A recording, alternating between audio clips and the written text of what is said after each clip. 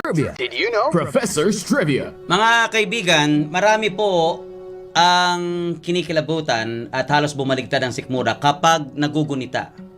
Ang mga kasamaan noon ng serial killer na si Joe Metheny ng Baltimore, dyan po naman sa Maryland sa USA. Ayon sa kanyang kwento na may halo pang kapalaluan, 13 katao ang kanyang pinatay at hindi doon natatapos ang kanyang kasamaan.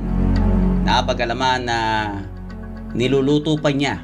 Pasintabi po sa mga nag-aalmusal, niluluto pa niya ang labi ng ilan dito upang mabuhay at siya naman daw ay sarap na sarap. Oh no!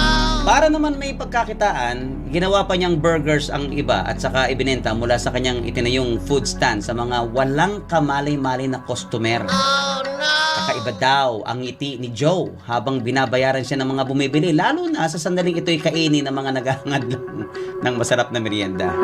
Tapos sa'yo, barley na lang ang ninegosyo mo, no? Nang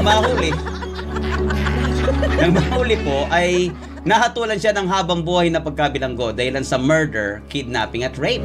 August 5, 2017 ay natagpuan siyang patay sa selda ng Western Correctional Institution sa Cumberland at pumanaw sa edad na 62.